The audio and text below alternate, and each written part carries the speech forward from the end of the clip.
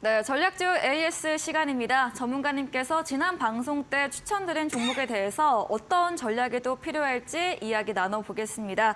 네, 종목의 이름은 5월 12일에 매수했던 한국항공우주입니다. 오늘 2% 장중 상승세를 보였고요. 이 UAM 관련 방산 환한기 말씀해 주시면서 추천드린 종목입니다. 주가가 크게는 변화가 없습니다. 한국항공우주. 제가 보니까 지난 금요일 때 이런 임직원 100억 원대 이런 부분에서 악재가 좀 나왔더라고요. 다시 근데 올라왔습니다. 네. 그 임직원의 횡령 얘기가 있었는데. 네. 죄송합니다. 네, 물 한 잔 혹시 드실까? 네, 괜찮습니까? 네.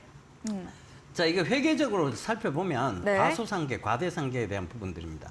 실제로 임직원이 100억 원을 횡령한 게 아니고 네. 과소상계, 과대상계에 대한 회계상의 어떤 부분이 문제가 생긴 거죠. 네.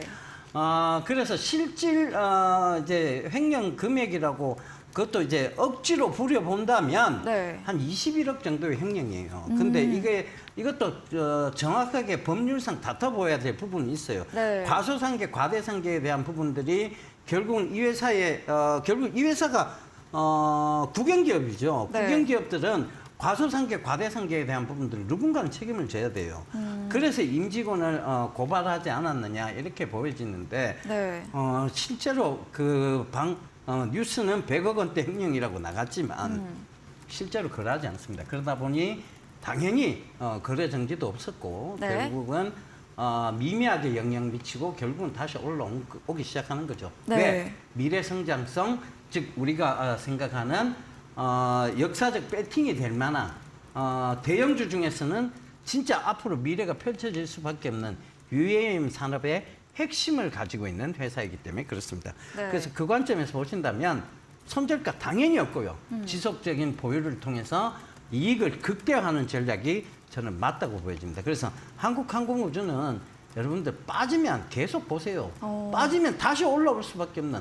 즉 네. 어떤 그런 기사로 인해서 빠져준다? 그건 기회예요. 찬스입니다. 네. 결국은 그 찬스를 잘 잡는 것이 중요하고 결국 그 찬스를 잘 잡아서 또 짧은 상승에 대한 부분들도 여러분들께서 누리셔도 돼요.